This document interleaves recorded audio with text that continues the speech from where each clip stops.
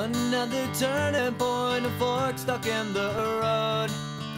Time grabs you by the wrist, directs you where to go. So make the best of this test and don't ask why.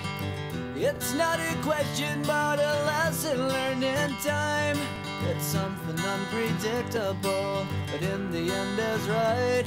I hope you had the time of your life.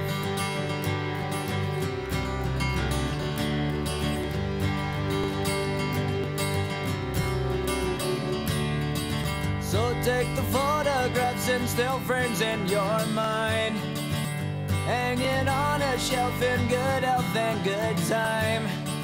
Tattoos and memories and dead skin on trial. For what it's worth, it was worth all the while. It's something unpredictable, but in the end is right. I hope you had the time of your life.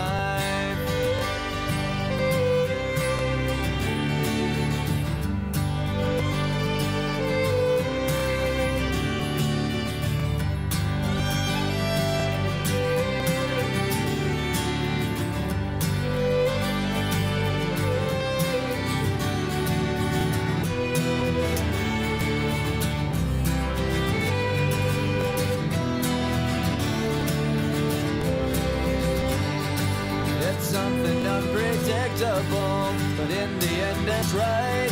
I hope you had the time of your life.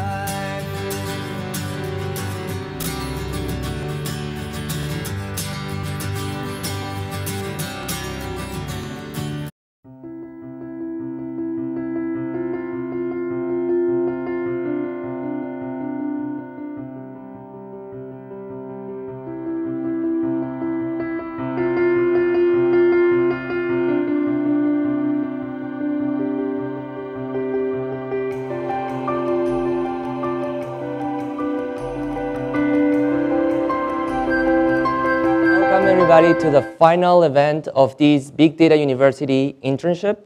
For those who are not familiar, Big Data University is an online educational website created by community members, volunteers, and employees of IBM who are providing support as volunteers. So I welcome you, Big Data University community, Toronto, SMAC, Social Mobile Analytics and Cloud Meetup community, members of the public, university students, professors. I'm really, really proud of what these students have been able to accomplish in 4 months. And very quickly, I'm just gonna give a five-minute presentation. I wanna show what are the winning numbers, and these are not the winning numbers of Lotto 649. Basically, we have 38 students who participated in this internship. They are students from Brazil. They are students from the Science Without Borders program, which is a program funded by the government of Brazil. And they are getting scholarships to come here. So these 38 students in 4 months, so that's the second number, have been able to deliver fantastic results, right? So if we pair these students in 4 months with cool technology like Bluemix, which is a platform for developers, Cloud-N, which is a NoSQL database that is a service in Bluemix, Analytics Warehouse, Analytics for Hadoop, wearable technology, Internet of Things devices, like sensors and so on, you get fantastic results. So we were able, in 4 months, to deliver more than 25 projects, and you will see about 13 to 14 projects in this event. The students were able to deliver 32 articles or white papers. Some of them have already been published. Some of them will be published soon. They were able to create 8 courses in Big Data University. 80 videos were created, or approximately will be created, as part of those 8 courses. And finally, they've been presenting in about 10 meetups, which are basically community events where the students have been presenting, reaching about, I would say, 400 to 500 people. So that's what they've done in 4 months with this technology and with support from many people. So very quickly, I want to thank first of all, the students for the passion and the effort you put into this internship. I would like to thank the University of Toronto, the Center of International Experience for their support, and the Department of Computer Science as well for their support. Obviously, I would also like to thank IBM for being the main sponsor of Big Data University and providing many of the software that have been used in these projects. We worked with Python on Pi. I developed a game using the Oculus Rift. We find a way in which we could count the number of people inside the bus and tell to the people before they even see the bus. We work with Node.js on the Bluemix service. We use Cloudant for the database. I learned a lot of different technologies. At first, I learned about Arduino. I also learned about Raspberry Pi. I learned how to work with cloud service. Some new platforms, some new languages. I developed this skill to talk in public because we had to present the meetups to talk about our projects. I could manage my time better to meet deadlines, to also publishing articles. I could work with several people in big projects. It's good to work with others, people from other backgrounds, because you can see the same problem but in different ways. It made me think outside of the box. The vibe in the internship. I truly liked the freedom that we had to work with any project that we had in mind. We had a lot of time to do our projects in our own pace. Every time I didn't know something, they always helped me. Got a lot of support. I never felt bored in this internship. I would work for myself to improve my personal experience, my knowledge. You feel excited about working because you're working with what you want. We have on the ideation and what we have now to see the steps that took to get there. It's amazing. It's fantastic to see like so many projects evolving like that.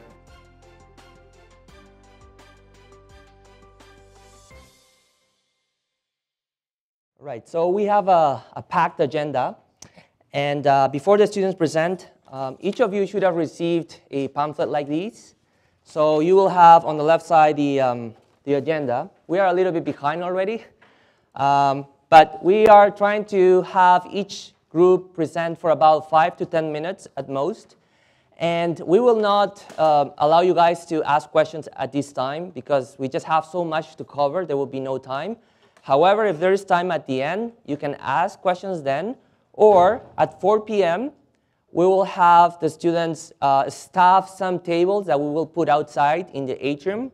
So, you know, at the end of the event at 4 p.m., you can go out and then talk to the students and they can show you their different projects.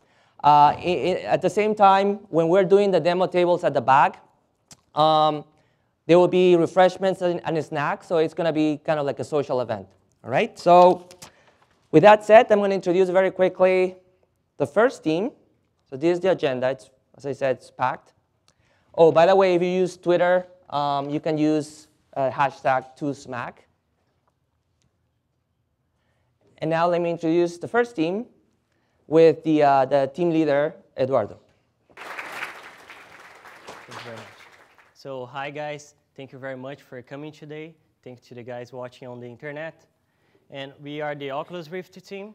My name is Eduardo. He's Jordan. We have the Guilherme here, Juliana, and Antonio.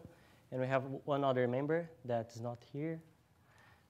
But, OK, so let's start. We developed a game called the GeoVR. So GeoVR is the first educational game in geography for the Oculus Rift. I will show you the game. I will explain the game by giving you a quick demo. Frank, can you switch the monitors? Thank you very much. OK, so here you're seeing the main menu. Jordan is helping me. He's holding the Oculus Rift. So the Oculus Rift has 2 lenses, and you can see 2 images there. So the left image is for the left lens, and the right image is for the right lens. So it creates a 3D sensation. Okay, so let's play the game. You can choose all the countries, or you can choose a continent to play. Okay, I will choose the South America to play. So what you're seeing here is the globe. So it's the Earth, and we can see a flag over there. And if you look to your left, okay, we have a text. So the game works just like a quiz. We give you some tips, some information about a country, and then you need to find this country in the globe. Okay, can you look forward? So right now, I'm going to show you this device here. This is the Leap Motion. So it captures all of the movements of my hand so I can play using this device. Okay, so I can, let's see, okay, it's working. So if I move my hand to my left, it rotates to my left. If I move to my right, it rotates to my right. Okay, up and down. Okay, so let's play the game. Can you look again to the tip? Thank you. This country has 5 Nobel Prizes. So I don't know. Let's try Brazil. So it's not Brazil. So can you look again? Because I missed the country, I will receive another tip. So the tip is, there is a city called Ushuaia, which declares itself as the southernmost city in the world. Okay, can you look back to the Earth? I will use now the keyboard to control the Earth. Okay, so let's try Paraguay. It's wrong again. I received the last tip. This is the final chance, so you can guess. And if you don't get it right, you get electrocuted, okay? Kidding. So does anyone here wants to try this one? We have a joystick here. Anyone? Okay, the guy over there. Can you give there? Okay. So he's going to try.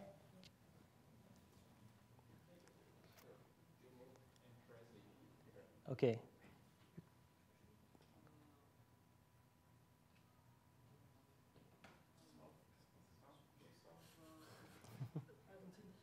Oh, you're right. Thank you very much for your participation.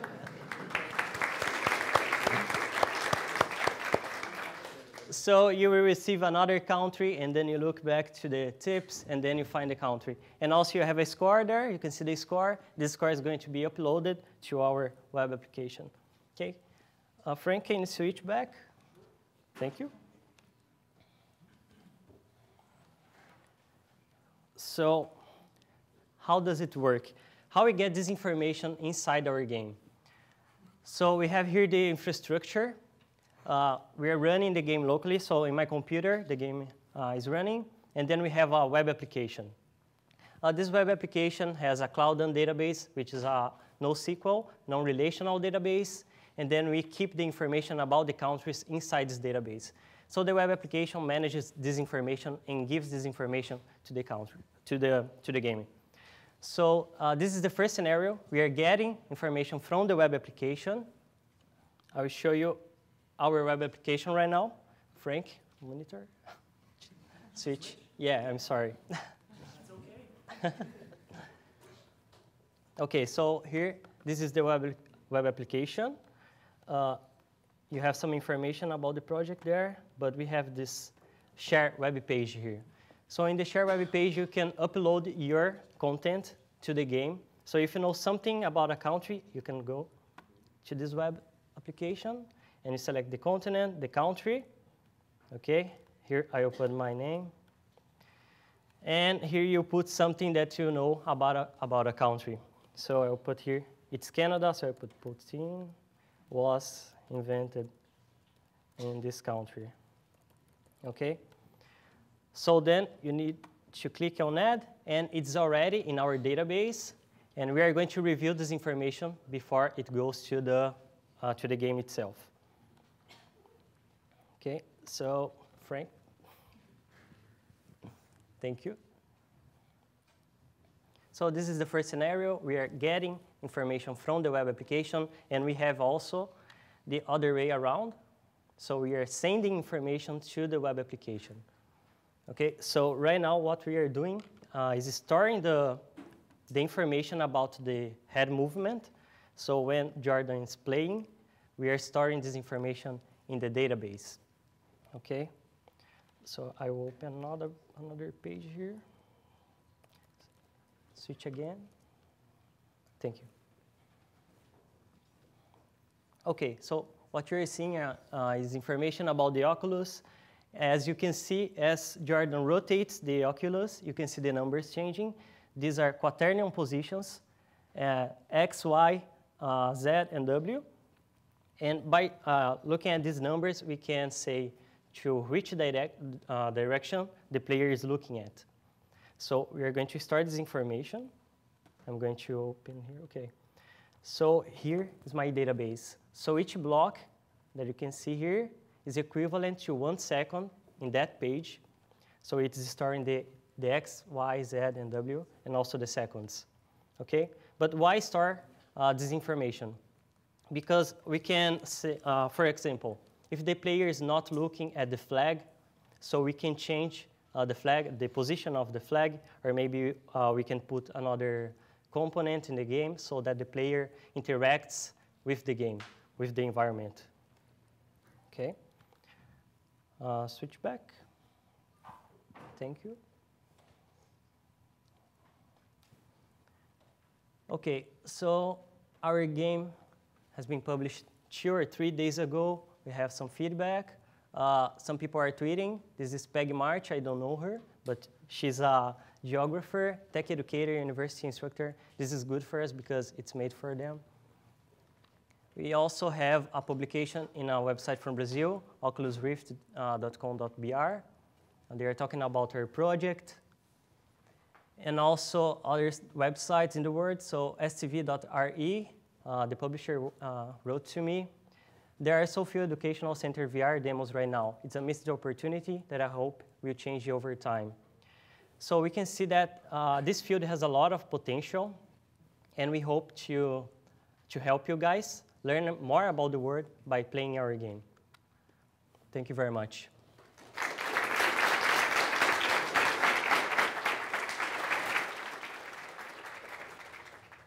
Hello, everybody.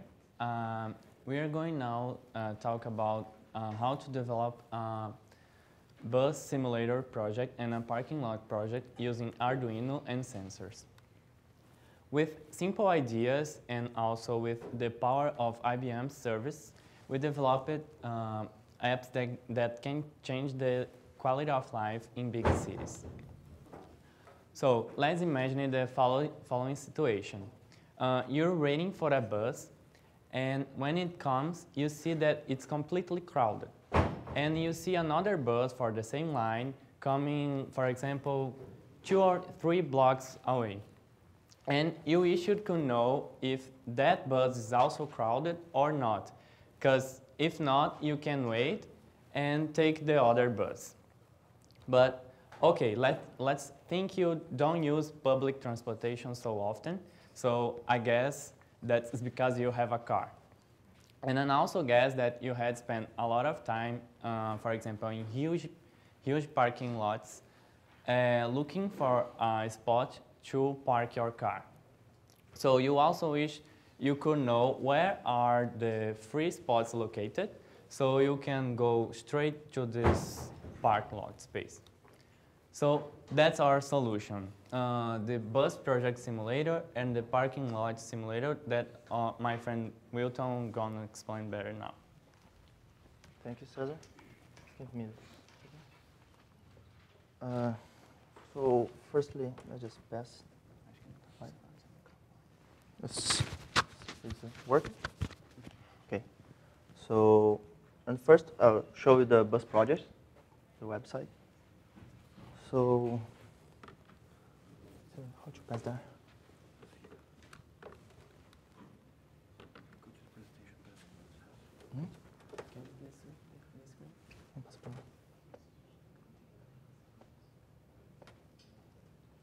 Okay.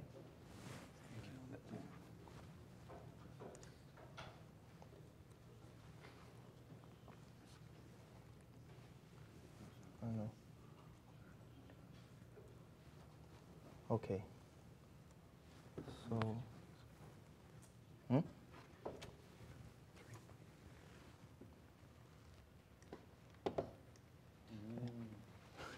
Sorry for the delay. So that's it. That's our front page from the bus project. Here we can have we have to choose here the Toronto Transit Commission. That's the only agency that we're working with, the open data. Then let's suppose you're taking a bus, taking the line 29, Dufferin, that I usually have to get. And I have here all the lines. And I decide to go south. And this is top. So our application, you can see it from your smartphone as well. From the same address, you can have the prediction on real time from the next bus on this stop, which basically have two bus arriving almost at the same time, and in a color scheme. That means when it's green, it's empty, and as it's getting red, it's becoming crowded, and you decide you should prefer to get the next bus. So this number here, we are simulating the first bus. We have 3 persons as well now, and if someone passing get inside the bus, is it working? Oh no, it's not working.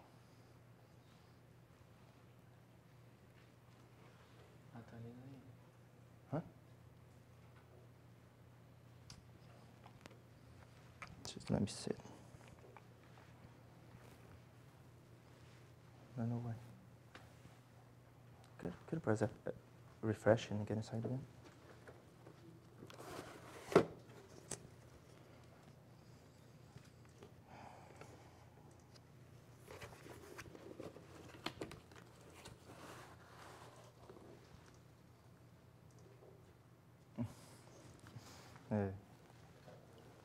Those things have to happen, right?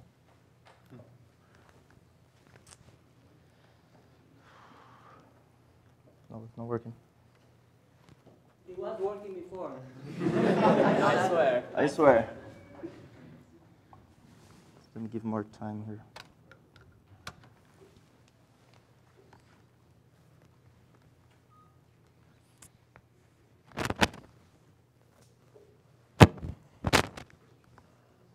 Yes, not working.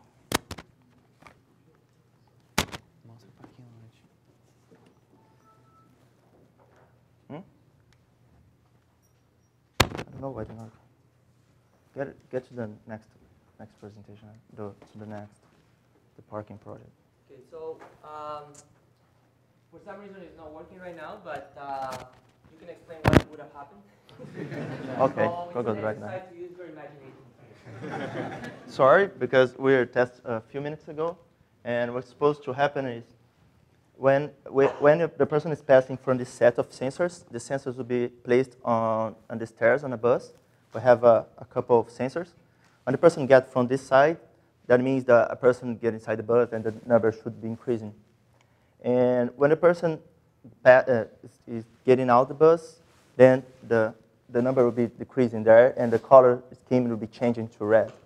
So with this information, you should decide, for example, if there's 2 buses coming, if there's a bus with 3 minutes arriving with 9 passengers, and the next one with 0. So you decide to wait for the next bus instead of just getting the bus crowded, right? And of course, we just choose 10 passengers in the bus because we should be using the sensors, and the color scheme will be a little delayed to show the colors changing.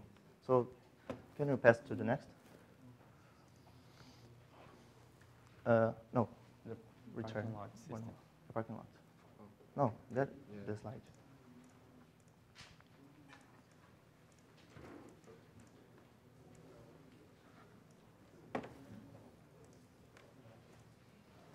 Okay. Let me see. This one not working as well? This Okay. one is working. Thank God, it's working.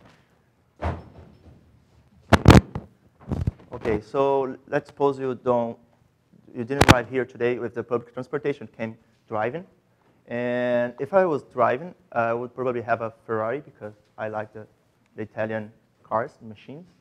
And if I was driving a car right now and I was looking for a place to park, then I could get my smartphone, no, not me, but maybe my passenger, the person that might beside me could take a look on the smartphone and see if in the parking lot close to my work there's a place there. So then Cesar, suppose, took a look on the website and see there's a lot of place to park. Then when I'm arriving with my car, then the sensor would just stop it here and show in real time the spot, the park. My car parks there. So let's suppose now Cesar is a car. Which car are you driving? A truck. A truck, okay. So if Cesar is driving as well and stopping there, good, stop in the next sensor. And then the two spots will be occupied now. So that's the idea that you could see before you have to go there and face no place to park your car. And also the bus project, that unfortunately the sensor couldn't work, but would be working outside when we present on the table. So you can take a look there. So can we return to and now I'll return the presentation to Cesar to explain how the technology behind this work. So yeah, as my friend said, you can be imagining how do these technologies works. And I swear they works. And so we use a lot of technologies to handle the server side and also the client side of our devices. They are Node.js, Cloud, Arduino, jQuery, and Ajax. And now those technologies are managed by IBM's Bluemix. About the bus arrivals predictions, we got this data at almost real time at Toronto's Transit Commission's Open Data Service. This information is available at toronto.ca website. And there you can also find very useful documentation that teaches how it works. And to counter the number of people inside a bus or the availability in a parking lot, we used Arduino sensors, which also has a wireless connection. And this sensor uses this connection to send data from Bluemix, and then we store this data the IBM's Cloud. So if you want to take a look in our device, we are at table 9 outside. Thank you very much. Hello, guys. My name is Thiago, and here are my colleagues Vinicius and Lucas. And we are here to talk about our project, and it's a vibration recorder. First of all, you may be asking, what is a vibration recorder, right? It's simply a device that can record vibration, the frequency and intensity of vibrations on a given environment. And most important, what can we do with a vibration recorder? We can, for example, see if an earthquake is happening or if the subway is coming, anything related with vibrations. But now I want to talk to you about a problem that concerns all of us, and we can solve that problem using a vibration recorder. Picture that. You are using your computer to write an essay or working on a very important project for tomorrow, and then the light goes out. Well, you probably wait some minutes, and then you could start working on what you were working before, right? So maybe you think that's not such a big deal. But now think about this. In 2001, there was a problem with the overhead cable at the Itaipu Dam, and the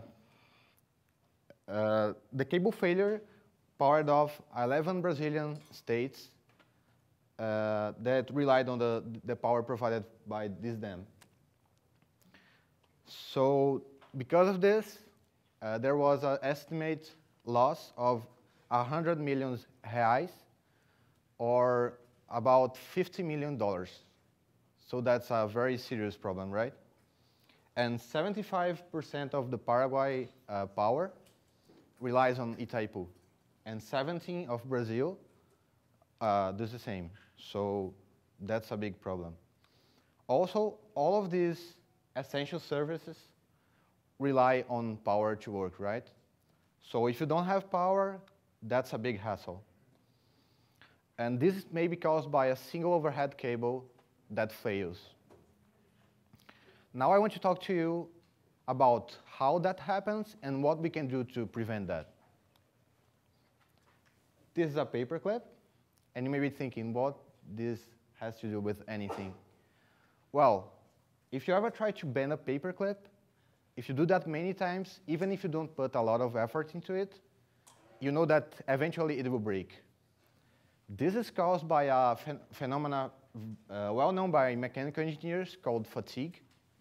And the same phenomena occurs on overhead cables. But it's just with a lower intensity.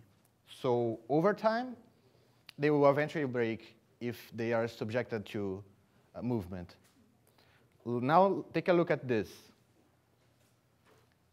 This is what happens when the wind blows across the overhead cables.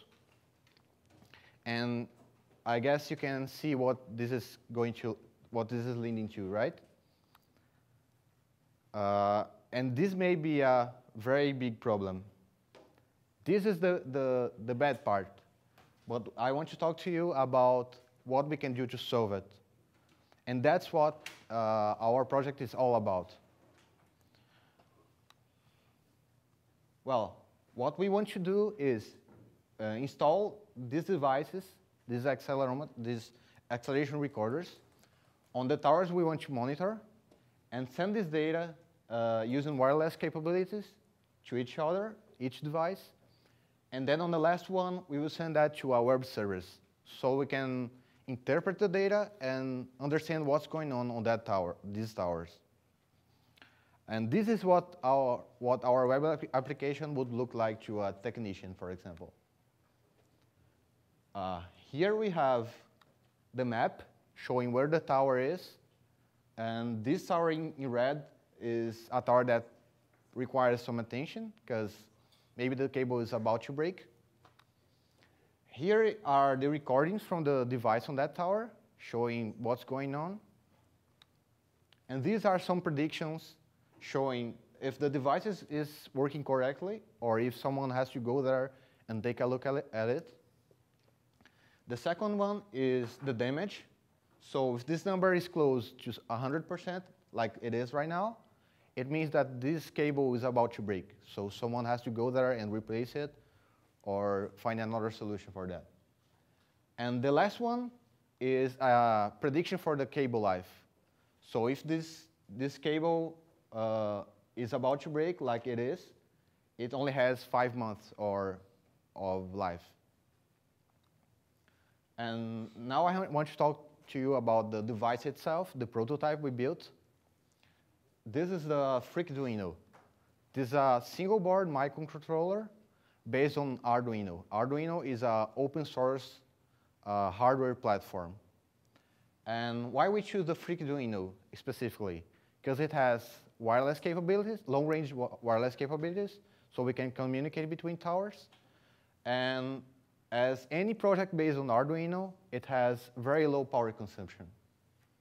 So this is the Freakuino, and this is the accelerometer we have to connect to it, so it can read what's going on the cable. This is a mock-up of our device. And this device will be powered by solar energy. So you don't have to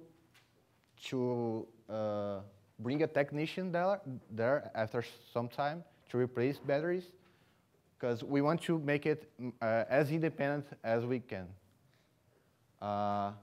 So we will have a Freakuino and an accelerometer on every tower with a solar power. And on the last device, we will have the Freakuino to receive the information wirelessly and then send this data using an Ethernet cable to the internet. After that, we will send all this to our web application that's running on Bluemix. And we developed that using Ruby on Rails, the Ruby on Rails framework.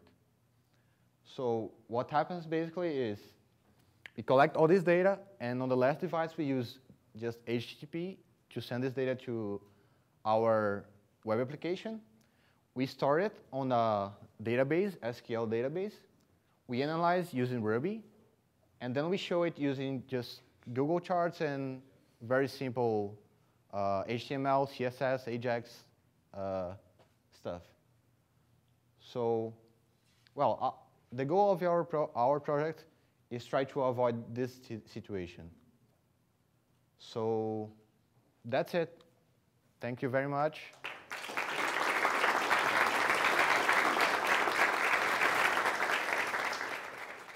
So hello everyone.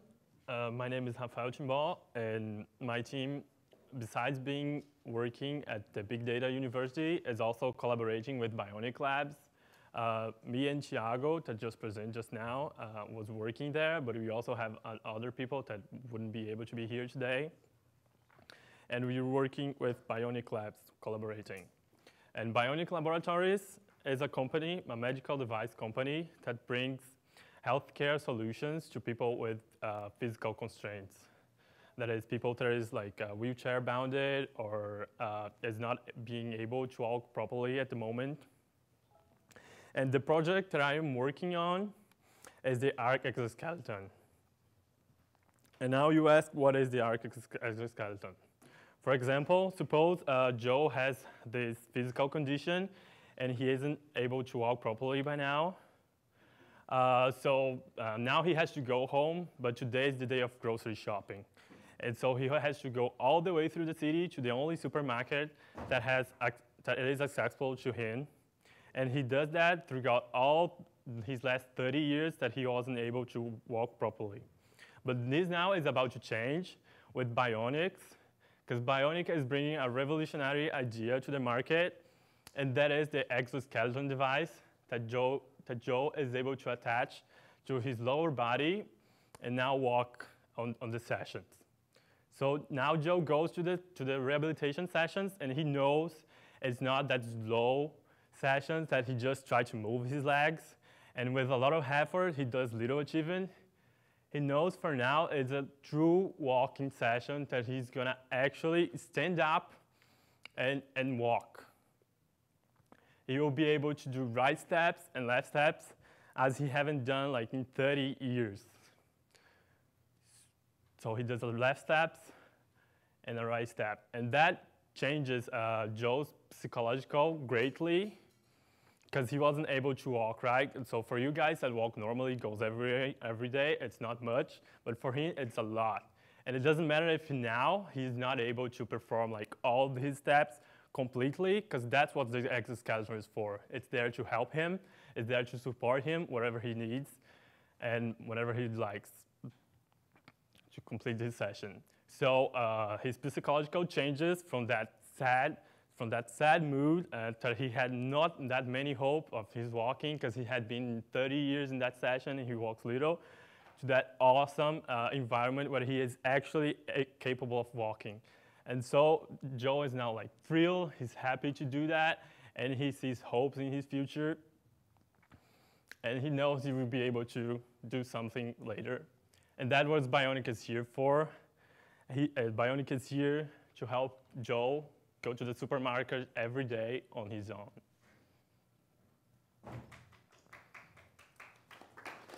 Right? Yes. Awesome, right? Wonderful. Wouldn't it be even greater if he could actually track his progress, his statistics? So that's where the IBM service comes in. There you go. Wouldn't it be awesome if Joe could actually track his progress? And that's what IBM service is here for, to actually track his progress. So here you can see all the progress that Joe did, and when he sees that, he's actually thrilled that he can actually be able to walk. And okay. Throughout the website, you can actually click. Joe could actually see all the steps that he did throughout all his rehabilitation process, and you would be able to see that he did, for example, actually 4,000 steps on his process, and that would feel really amazing if you hadn't walked for a really long time. Okay. And in the charts you can see like the process. You can see like how many left steps you did, right steps, and like all the modes of the arc exoskeleton. Yes, thank you. Sorry about that, guys. It happens. For example, here you can see like all of Joe's process, right? As I said, okay, Joe did awesomely 4,000 left steps using the device, and 3,500 on his right step, and so on. But not everything was good for Joe, right? On 7th of February of 2014, he had a little problem with the right leg. It might have been he wasn't feeling comfortable doing the right step motion of the device. He's feeling pain, or even the device would be malfunctioning, which is awesome for Joe, because that means he is all right and he was developing his rehabilitation process awesomely, right?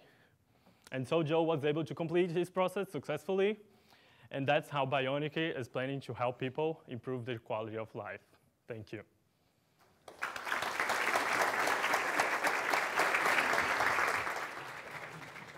Hello everyone, my name is Olivia, this is Lucas, this is Marcelo. We are part of the Open edX BDU team.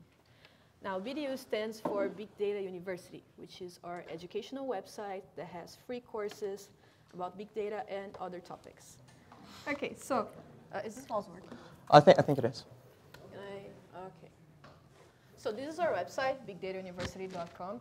As I said, it has many courses about big data and other topics, and we have over 190,000 students registered. So if you don't know where to start, you can just go to our curriculum map page, and you will see many maps to follow. What we've done in this project is, because we're Brazilian, we made a Brazilian version of Big Data University in Portuguese. So if you go to bigdatauniversity.com/br, you should see this page. It's in beta right now, so if you find any bugs, please report to us. We would love some feedback. Right now, we don't have all the courses. We're still translating them, but we have those in Portuguese. These are the main ones. So I'm just going to log in and show you one of them very quickly in this amazing platform.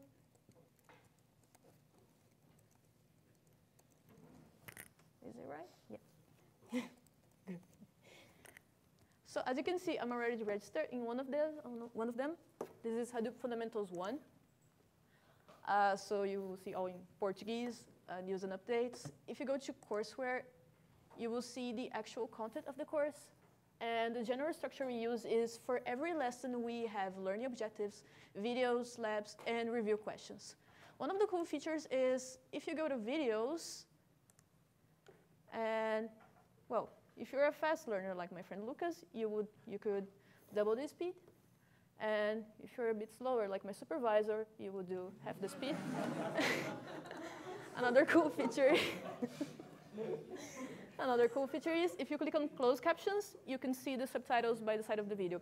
This comes in very handy if English is not your first language. As you can see, these are the subtitles, all in Portuguese. And if you click on them, it will go to the corresponding time on the video. Sorry? I don't think the sound is working. Maybe you should try it. Okay. Is it working? Okay, so the sound's not working. Hadoop-related open source projects. Like I said, you could double the speed. And give some examples of Hadoop in action. Imagine this scenario. Or you have a gigabyte of data that you need to process. Unfortunately, I don't have the time to show you all of the cool features Open edX has, but it's very user-friendly, it's very interactive. And now Lucas is going to tell you a bit about the structure of Open edX. Acho que o microfone enroscou. Okay, hi guys, I'm Lucas. So this was our little demo. So what is Open edX? Open edX is, well, edX is a non-profit massive open online course, or just MOOC. was launched in 2012, May 2012. And they have universal level courses. They have more than 2.5 million of students, so they're huge. And OpenEdX is their open source version of edX. edX was launched in more than 1 year ago, so it's in alpha yet, but there is a lot of amazing features, and as you saw right now. So who are the contributors of OpenEdX? I think you may know some of them, like Google, Stanford University. Let's talk a little bit about the structure. So OpenEdX uses Django as a framework, so it's all the logic, and Django uses Python as the programming language.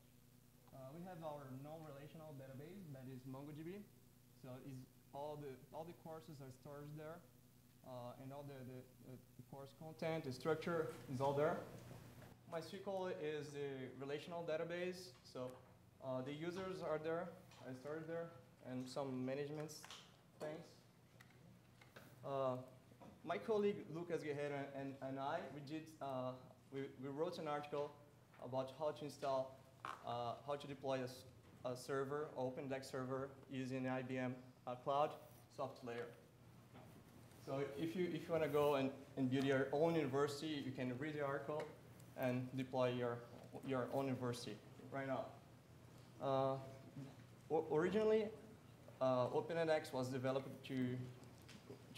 with Amazon Cloud, but with this article, you can read, and there is all the steps. It's very straightforward to deploy a server with the IBM Cloud software. So you can go right now. And I know some people that they did with Raspberry Pi, so it can be portable. There's a lot of cool things that we just saw, and there is more that the time doesn't allow us to show you, but you can show you after in the table right there.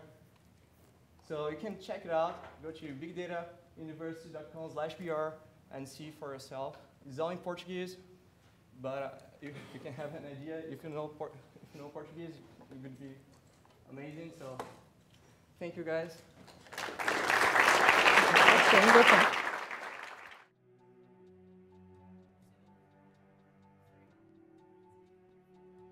In my internship at Big Data University, I worked on a project to help improve the lives of people with diabetes. Join us. In my internship at Big Data University, my ideas became reality. Join us. In my internship at Big Data University, I made education more accessible to the world. Join us. In my internship at Big Data University, I helped prevent power line failures. Join us. In my internship at Big Data University, I improved lives in big cities. Join us. In my internship at Big Data University, I used new technology to improve public transportation. That's good. Join us. Join us. Join us.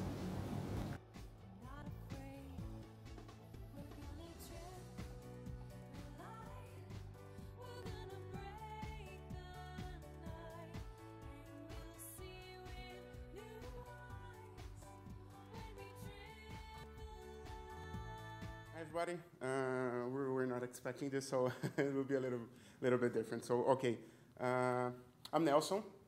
This is Guilherme, Rafael, Felipe, and Igor, and we're going to present our project, the Home Guard. So imagine this scenario: you're going on vacation, so you're going to a really nice beach in Brazil, and as you will see in Tulio's project, you don't have to worry with home fires. But there's still a lot of things you have to worry. So in a lot of places, in a lot of places around the world, people have to worry with burglars or breaking and entering. But we know that's not really a problem here. So maybe you have to worry with another things. I don't know. Maybe he's been stealing your maple syrup and you just want to end this madness. And what we created is a project to help people with those problems. So basically using these technologies, we have the Raspberry Pi running Python code, and we have the camera module on the Raspberry Pi. We have a Node.js server running on the Bluemix platform, and we have a cloud and database, which is a NoSQL database just for backup. So the main points here in our solution are that we managed to create a solution that basically anyone can do. You have to have a little knowledge of the technology, but it's not the parts we use. They are not really expensive. The camera module and the Raspberry Pi, they're not expensive. So basically anyone can do this. And the images captured by the device, we send them to the Cloud database, which is a cloud service. So different from some other services that has like a really huge hard drive on the device to store the streaming. We send all to the cloud, so you don't have to worry even if the burglar take the device with him. We're going to do a live demo now, so just hold on.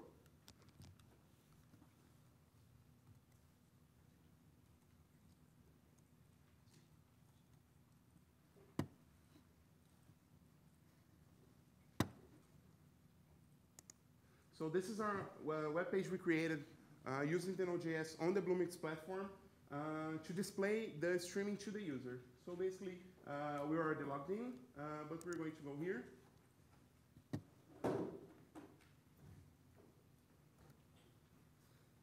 Okay, so as you can see, we have the streaming running. Everybody can say hi to the camera. Oh, you're looking good, sir. You look really good on camera. Yeah, pretty good. It's awesome, right? It's really good. We have to wrap this up. So, but as you can see, it's the Raspberry Pi device, the camera, and I'm using a battery. But usually you just plug it on the power outlet. But we have a battery. And it's pretty mobile now.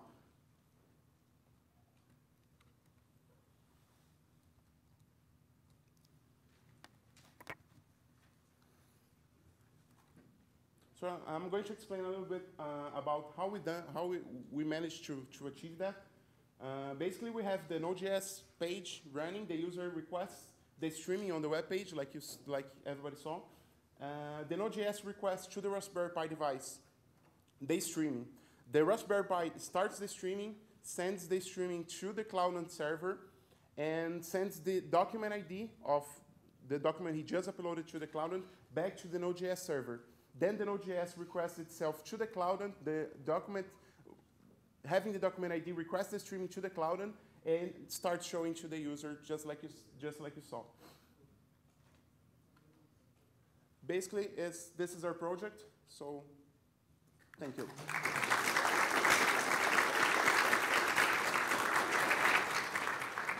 Hi everyone, my name is Danilo.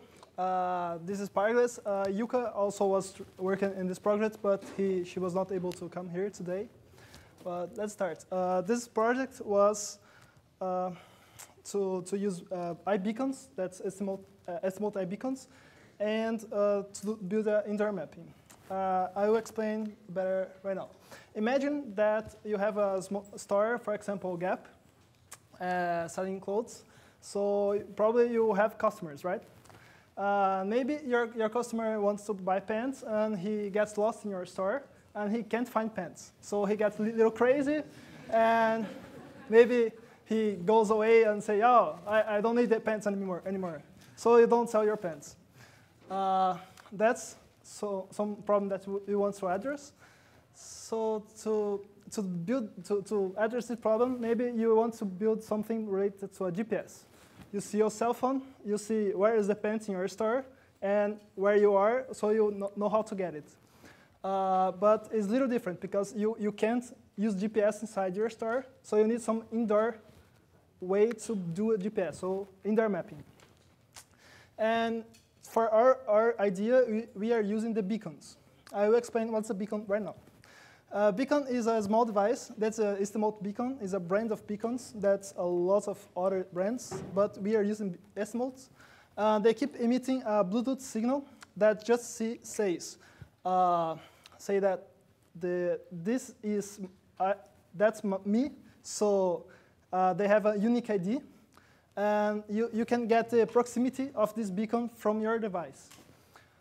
With the idea of the beacons. For example, here, they keep emitting the Bluetooth signal. So the beacon is close to the door. for example, and the guy here receives a message on his cell phone saying, welcome to my store. I know that you're close here because you're close to my beacon, and my beacon is close to the door. So comes in and I have some sales for you. So that's the idea of the beacons. But to solve our problem is a little different because the guy gets lost and the one beacon can't solve anything. So to build our proposal is to use 3 beacons, and that's the cheapest way to do that. And it will be triangulating the waves. So we know exactly where you are in the room, not exactly, but approximately, because you are probably in the interception of those signals. Okay.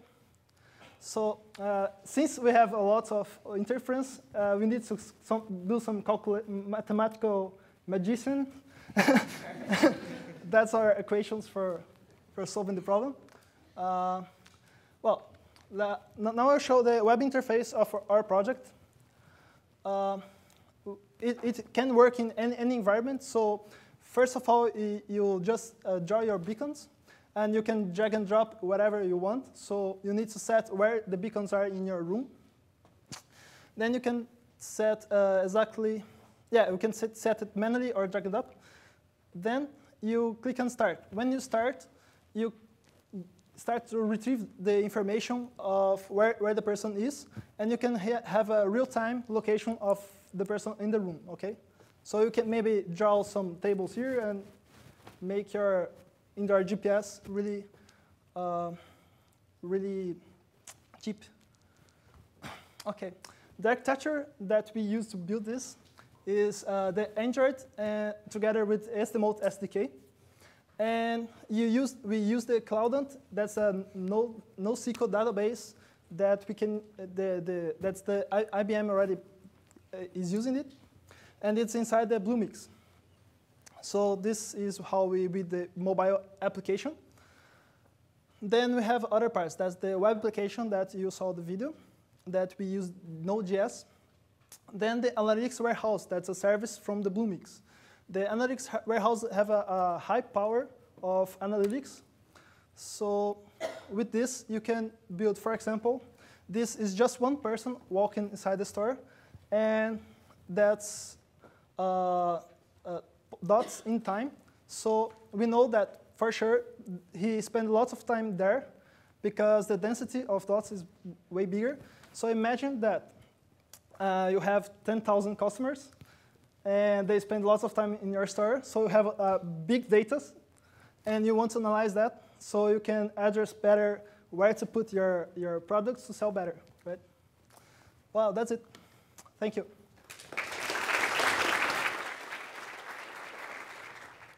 So hello, everybody. Sorry about the delay while I was trying to fix one problem that happened. So now I'm going to show you guys that even if you don't have programming skills, or you are not a computer science student, or you are not an expert in technology, you can create applications, as my friend Nel said, to protect your home and to keep it safe. So first, I'm going to talk about my application that's to prevent fire, and it's called BeagleBone Fire Alarm. So the winter is coming, right? The summer is almost done, and Toronto is a cold city. Everyone's wanted to leave the city. And even for us that we are Brazilians, it's difficult. And one good idea should be go to enjoy beach and to the sun, enjoy the sun. So we can go to a Brazilian beach, for example, enjoy the sun there. It's very nice. However, while we are there, we wanted to keep your home safe, right? We wanted to make sure that everything's okay in your home. And imagine that you get home and you see your home burned. It's so bad, right? So how can we prevent this? We can use the Beagle Fire Alarm application. So the name is Beagle because it's the pedigree of the dog, if you don't know. And the BeagleBone is the name of the device, one of the devices that I'm using. So let's explore the application. So I have a TI sensor tag, as you can see here, the red. It's a device provided by Texas Instruments, and it sends data via Bluetooth Low Energy. And it has a lot of sensors, like pressure sensors, humidity, accelerometer, and so forth. So I am sending the data from the sensor via Bluetooth Low Energy to the BeagleBone Black. The BeagleBone Black is getting that data and sending that data to the IBM multi-cloud platform.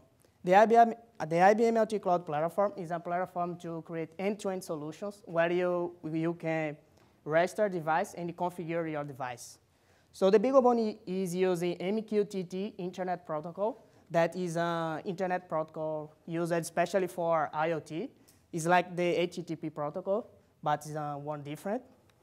And once I have the data in the IBM multi-cloud platform, I am using Bluemix to run Node-RED and Twilio service.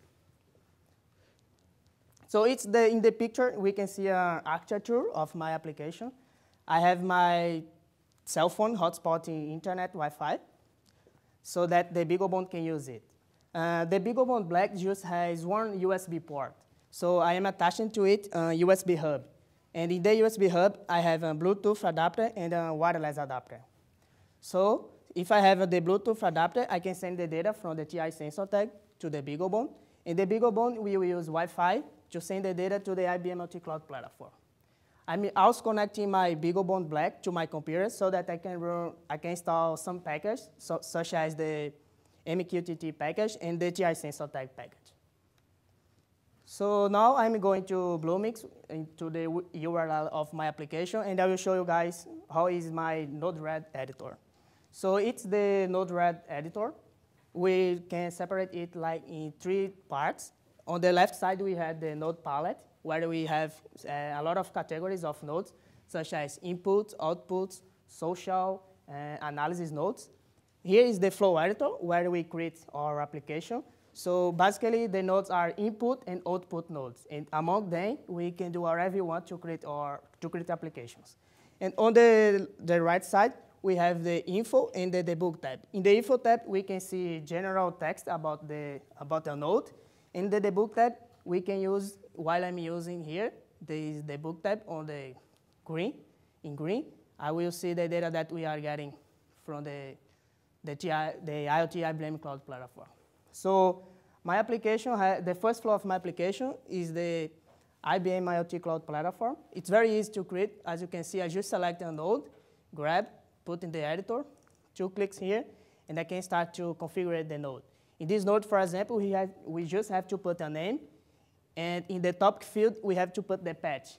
This patch here is where we are getting the data from the IBM multi-cloud platform. So once I'm getting let me delete this node. So once I am getting the data in the IoT app node, it's going to a function node where I added code to just get a subset of data. Because as I said before, the TI sensor tag has a lot of sensors, pressure, humidity, and I just wanted the temperature. So in this code, I'm just getting the temperature propriety. And after that, I'm going to a switch node. Here, I'm evaluating the temperature of your home. So if the temperature is less or equals 4 degrees, it goes to a different flow, to the flow number 1. And if it is less than 4 degrees, higher than 4 degrees, it goes to another flow. So I separate the flows in a safe flow, that is the temperature is less than 4 degrees, and dangerous situations that maybe a homes catch fire. And in these nodes here, I'm creating a message that will be sent to you via Twilio. On the final of the application, we have the Twilio node. If your home is over than 4 degrees, the flow goes to the fire flow. And after that, we are going to a Twilio node. Twilio is a cloud communication service where we can use it to send text message and make phone calls. So it's very easy to create an account. You just need to go to the Twilio website where you can create a trial account. It's for free, it's no charge. And once you have the Twilio account, you will receive a Twilio number like that. And in this field here, SMS2, is my own phone number because I wanted to show you guys when we are testing the application and show you guys that I will receive the message from the Twilio service. So now I'll click on the deploy button. I will check if everything's worked. I will start the application here.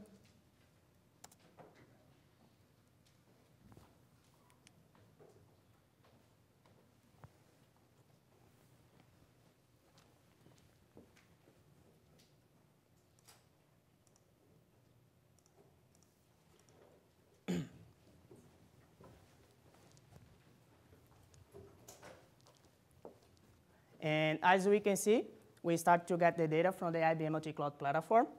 And we also are creating message.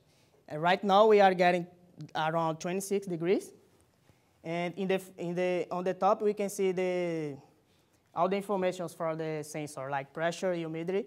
But the messages are being created just evaluating the temperature, as I said before.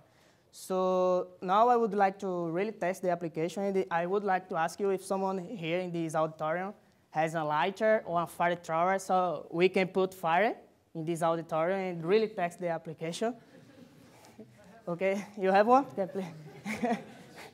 Okay, so I don't want to go to Brazil, like deported, so I will just edit the switch node here. And as we are getting around 26 degrees, I will put 27.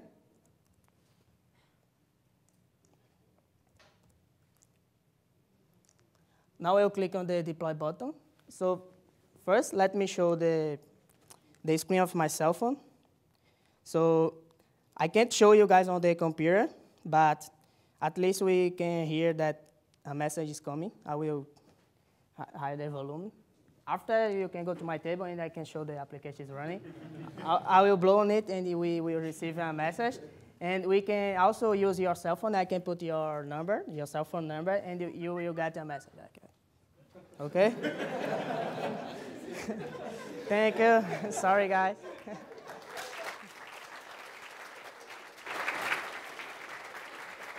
Hello, everyone. My name is Leticia. I'm together with Adrião, Marcos, and Rodrigo. He's not here because he went back to Brazil. His internship is over.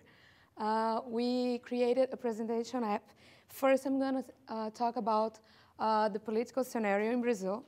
Nowadays, we have 32 parties, which are 11 of them have launched candidates this year to the presidential election that is going to occur in October the 5th.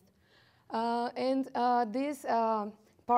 32 parties, sometimes they do colligations, which means they do a partnership between each other and launch only one candidate for one or two or three different parties.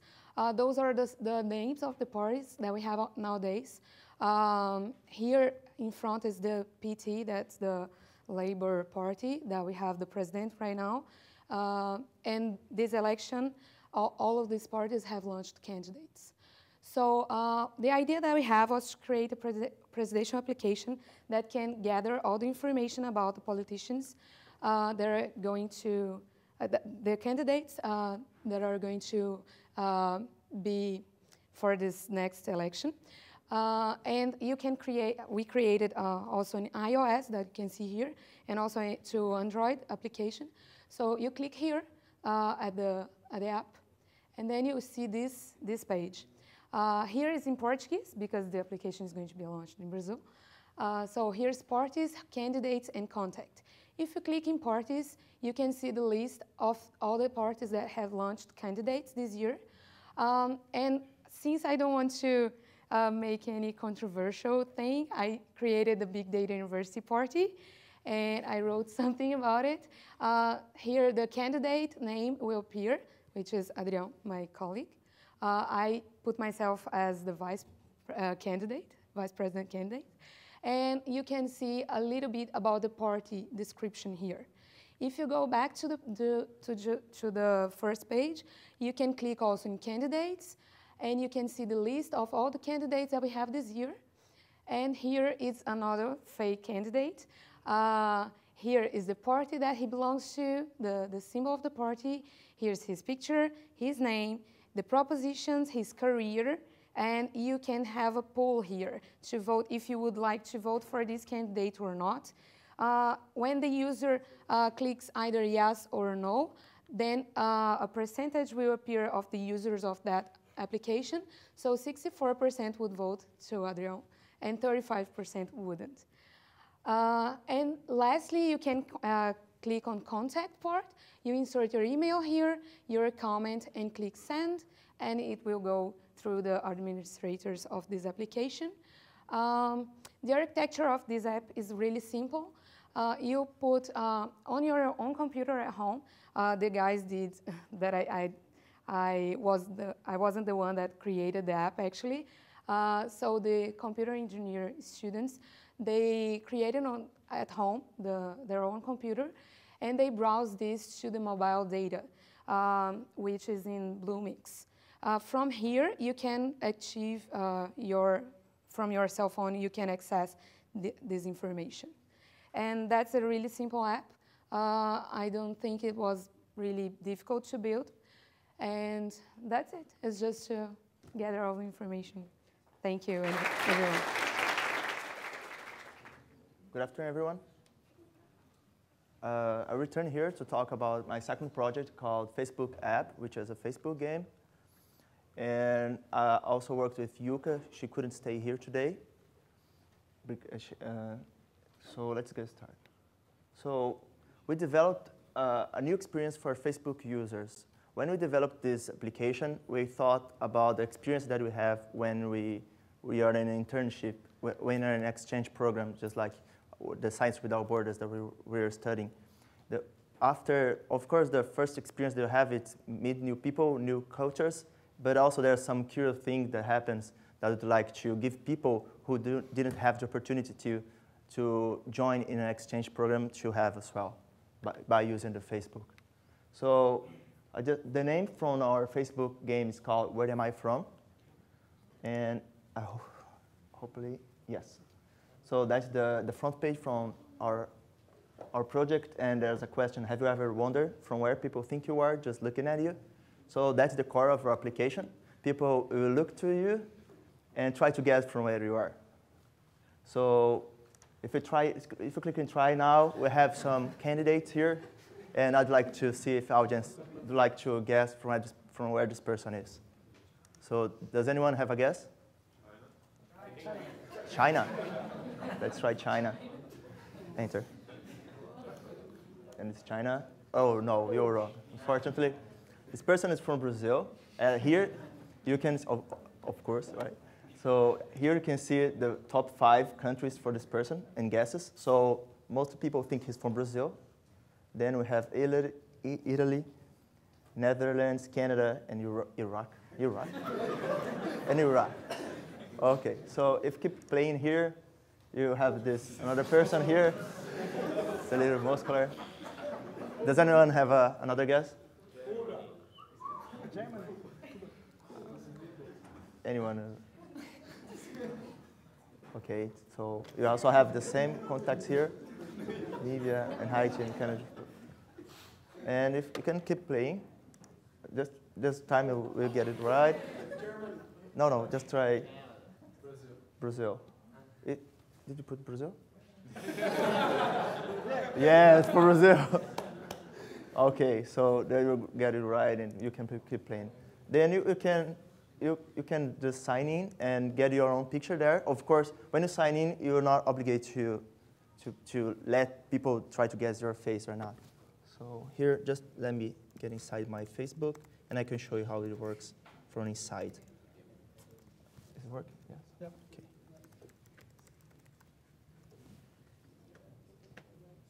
There we go, and that's me. And here, after you're being guessed, you have the number of guesses that you tried, because when you're logged in, you can try to start guessing people. If it's the first time you're signing, you don't need to let people try to guess you. That's really important, because you can sign in, and there's a message here which you have to allow or not to use your face to people try to guess. And just your face who's being shown there, there's anything else. So that just to make fun of it. So here, people guessed me as Italy. Saudi Arabia, Morocco, Brazil, and Argentina. And we have another page here, which I can see all of my friends here, and the home country and the most guest country for them. I have the global statistics, which I think is the most neat thing, because we can see which country is the most easy to guess according to our database, and the most difficult as well. That means probably, yeah, that's pretty interesting because Brazil is the most difficult as well, because most people who's playing this is trying to guess Brazil for everyone. So it's also the difficult, you know. So the most guessed and the least guessed, and it has all of this information here, and you can see also this information for each country. So I believe that's, oh, of course. If you are not happy with the application, you can just click in Delete App, and you will delete all of your information from the application. Nothing else will be stored there, not even your guesses or your face when people try to guess you here or not. Okay, so can we return to presentation? Yep. I'll tap. So show the demonstration. What you use basically is the Facebook developers. You have to create your account there. From there, we get the people's information, the Facebook profile just for registration. Then after we register the person, we start using just the Node.js and the Cloud for execution. So we get this data. We developed our own data. Unfortunately, we won't have time enough to show the details, but we can show in the table as well. And then we use the Cloud our database to always put in people to try to guess you or not. So that's our application. I hope you enjoy a little bit. You can also subscribe and enjoy. So my name is Felipe Mosqueta, and these are my two colleagues, Lucas and Marcos. And we did some text analytics in big data. What is big data, you may be asking? So this is big data. This is trash. It's a lot of data that you can't read. It's a lot of data. For example, here, there's something written here, but I don't know why, because there's huge amount of data. Then, what we are going to do? Oh. We are not going to do him.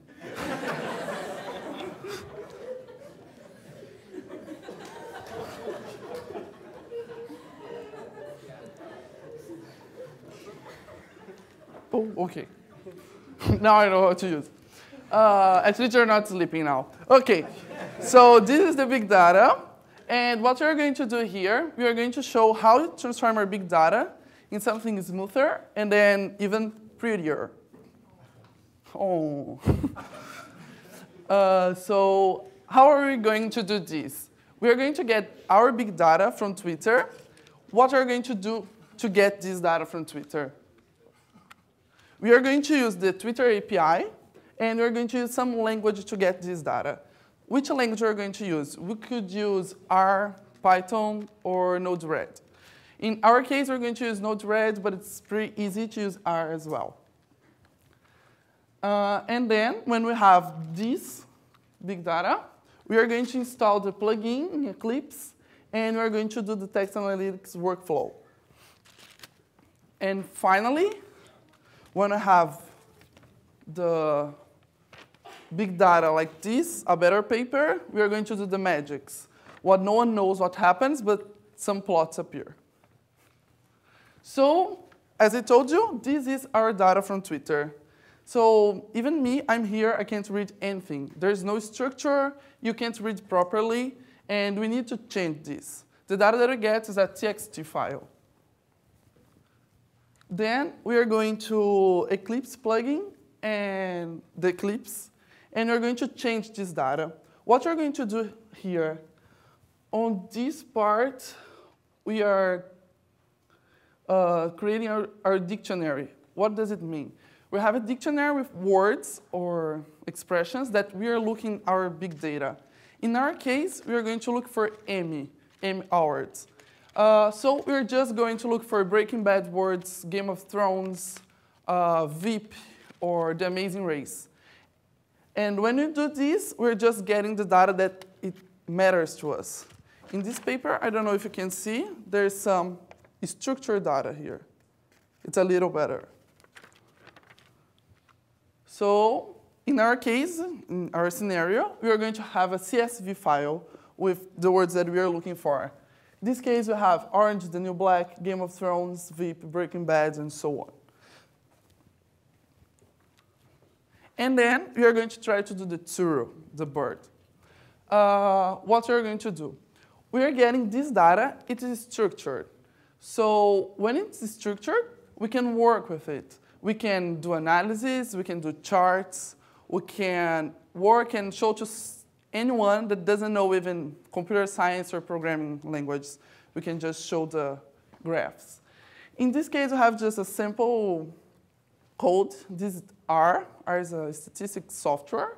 And it's getting the structured data, and we're going to create a PDF file with the charts and plots. In our case, we have this plot. What is this plot? This plot will have this plot. How many this plot? This plot is the TV shows. This is better. So what we were looking for in our tweet? We were looking for Breaking Bad, for example, and we saw how many tweets there were with the word Breaking Bad, or how many tweets were with the word Game of Thrones. And then we are seeing, hey people, who are you cheering for Emmy Awards? The prizes were 3 days ago? Last Sunday. But we did this much before, just 2 days after the nominations. So we did some kind of prediction, what people were cheering for, and we tried to know if it was right. So according to our prediction, Game of Thrones should win more prizes, and Game of Thrones won 16 prizes. The second one, Orange is the New Black, it's high tweeted because of one of the actresses. The name is Uzo Aduba, and she won a big prize, and everyone was cheering for her. And as well, the first transgender actor or actress was nominated for Emmy Awards. It was from Orange is the New Black as well. Her name is Laverne Cox. She didn't win, but she was like very known by everyone. And how can we use these kind of stuffs, not for just Emmy Awards or Oscars or whatever?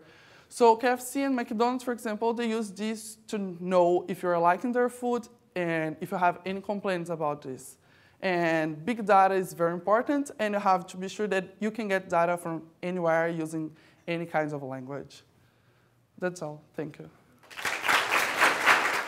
Okay. Hello, everybody. My name is Parlis. Today I'm going to present one of my projects that I participated during this internship. So how to replicate Watson hardware and system design for your own use. So this is the agenda for today. I will introduce you Watson, and then I will show you how to build a junior version of it. And then I will do a quick demonstration. After that, I will show the architecture and how it works. So this is Watson. It's an IBM supercomputer. Probably you already heard about Jeopardy, which is a question and answer competition. And the last edition, Watson participated with another 2 very smart guys, and Watson won this competition. But the question is, how many processors does the Watson need to answer a question as fast as a human? Any guesses? Numbers? It's not 1, not 2, not 3, 5? No. The answer, it's a lot. So this table shows the truth. Watson has 2,880 cores to answer a question in less than 3 seconds. So while we would need 2 hours to answer a question and just using one single core. So how can we use this technology? How much does it cost? Guesses? A lot. You are good. Okay. So how can we build a junior version of Watson at home? So to build a robust version, we would need 3 servers, but I just show a simple version which needs just 1 server. So this is the hardware necessary. I am using a Red Hat version of Linux, but if you want, you can use any version that you like. Then I need the Java SDK and natural language processor libraries. Okay, so now I'm gonna show you a demonstration. So this is my Watson Junior interface running in a cloud server. I'm gonna ask him, where can I find my next girlfriend? Let's see how smart he is. Oh, yeah, sorry. Okay, now he can. Submit. No. Sorry, I cannot find the answer. Damn it. Of course, he can't, because the only information that I provide to him is this CSV file, which contains all of the courses available on Big Data University, and numbers of students enrolled and passed, and so on. So now let's ask him, for example, how many students are enrolled in Java fundamentals. Let's see, submit.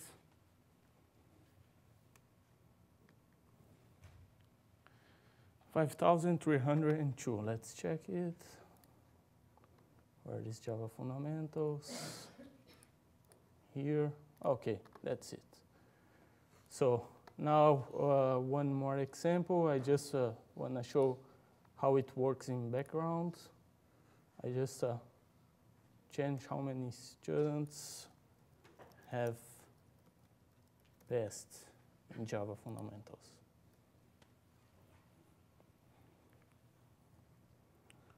Zero. Oh my God, Raul, this is hard. Okay, so the background is the Watson parsing the question that I will show you details later. So going back to the presentation. So my carry panel, and here the challenge starts. So my first challenge is to tokenize the question, because we have to find when a dot represents the end of a sentence, or if it belongs to a noun, for example. For this, we can use this library, which is called OpenNLP, which means natural language processing. So on the website of this framework, we can download a lot of packages from different languages. In my case, I am using the tokenizer and also the parser here. But for example, if I wanna find my next girlfriend, I can use, for example, a package for name finder. So this is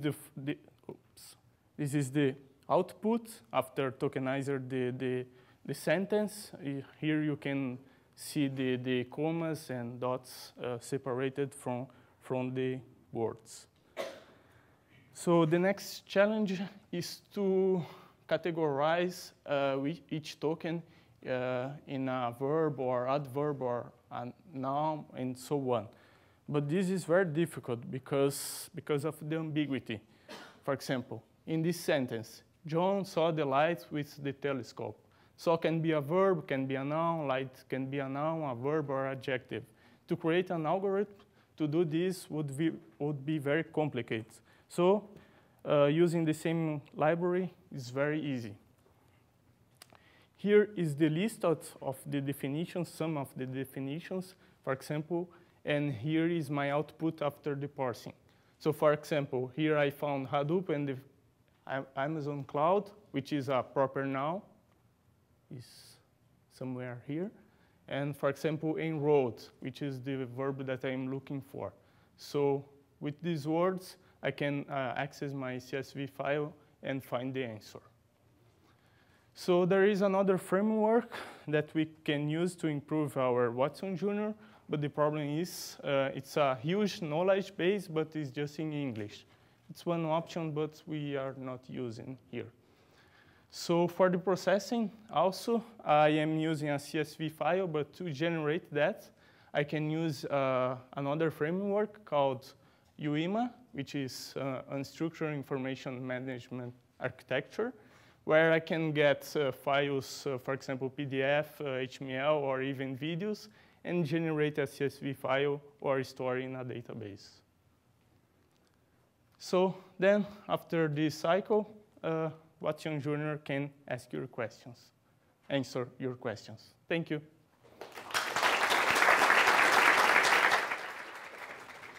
Hello, everyone. My name is Rafael, and I'm going to talk about my wearable device, that's this device in my arm, and how to get analytics from it. And we're going to use the context of education. Everyone here must agree that education is a very important area for every country in the world. And we also have help from the MOOCs that the guys just said, like the Big Data University, Coursera, and the Open edX. And what we have here with this device is a chance to improve education all over the world with just a device and some analytics performance with it. So we have made an application that examines data from during person lectures or presentations like this one. And I want you all to picture a scenario with me. Imagine Peter, he's a teacher, and he's been a teacher for almost 20 years. So he's a very good teacher, but he's feeling that lately his students are having trouble with some courses that he's teaching, and he can figure out why. So he even asks the kids, and they don't have a concrete answer on why they're not doing so good in the course. So let's have a hypothetical holistic approach to this problem, and imagine that Peter is one day on the subway going to his home, and he sees an advertisement that someone made an application for this Myo wearable device that collects data during your lectures. What data it's collecting? It's collecting how much time you spend on each chart. So Peter can know how much time he's spending on each topic during his classes.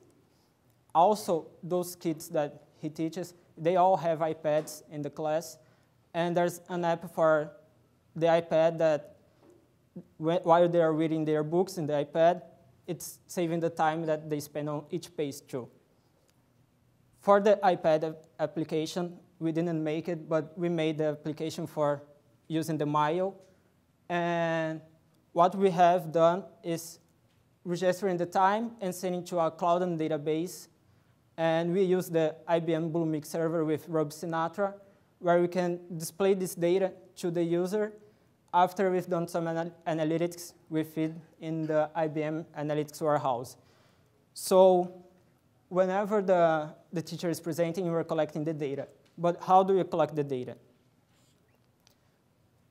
The Myo is connected to a Bluetooth Low Energy that's on my laptop and would be in Peter's laptop. And the laptop is running the application and sending data to our Bluemix server. There we're getting the data, treating it on the IBM Analytics Warehouse. We also use Cloud and to save, run the analytics, and then we display it to the user on our Rob Sinatra application. So I'm going to show now to you guys what Peter's website would like when he was going to see his data. So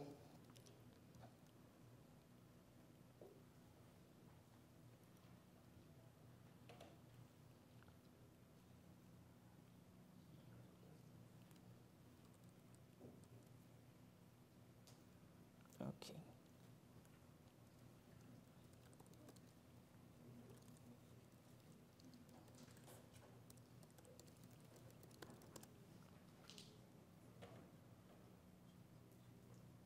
Okay, that's better. So Peter would enter the website, and suppose that you're a guy that likes numbers and you want to see a table visualization of the data. Then you can see here the chart and how much time you spend on each chart. But later you want to see a graph of it, and there's this bar chart saying how much time we spend on each chart. So with this, you can try to make some assumptions like, am I spending much time on a topic that my students find very difficult or not, if I'm rushing it? And all the assumptions and the study can be open to anyone.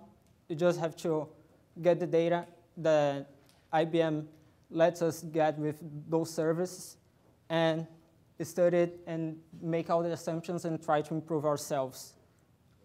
And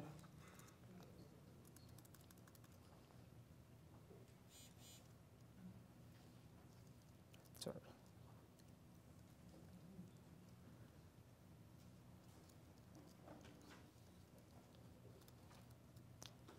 And basically, it's it. We have this app running, and you can get all kinds of data from it and perform all the analytics that you want using this simple device on your arm. And that's it. Thank you. All right, so this concludes the projects for this internship. There was one more in the list, which is the Muse, but we will probably present that one in the next meetup. That one is really cool. It's about brain waves. What we're trying to do is, with your brain waves, move something. So hopefully you'll come to the next meetup to see that. Probably you've received a lot of information from the presentations today. You can go to bigdatauniversity.com, where we're going to post many courses based on all of these projects. You can also go to the Toronto SMAC meetup website, where we put links to presentations from the different meetups. We will put the ones that we had today in the meetup event for today. These other two websites, Bluemix, we've been talking about Bluemix, or most of the students have been talking about Bluemix. So this is a platform as a service for developers. So it's a very good, quick way for you guys to develop prototypes or potentially your final product. And the last one over there is a website in case you're trying to start your own company. That website is basically talking about the Global Entrepreneur Program from IBM. At the back, we have Lila and Grace. She's raising her hand. You can talk to her if you have plans on starting your own company, so she can give you some pointers. So with that, the next plan would be to give some time to the students to set up at the tables in the atrium. In the meantime, there will be food, snacks, and refreshments that you can enjoy.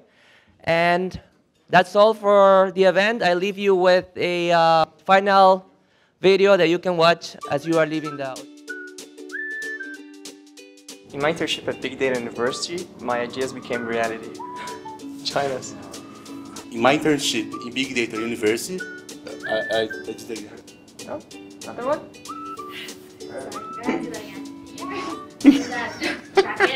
Oh. From the beginning or just to join us? In my internship at Big Data University, just a second. I'm sorry. In my internship at Big Data University, I forgot what I was going to say. In my internship at Big Data University, I worked on a project to improve oh my god, sorry. I'm Brian. In my internship at Big Data University, I used it.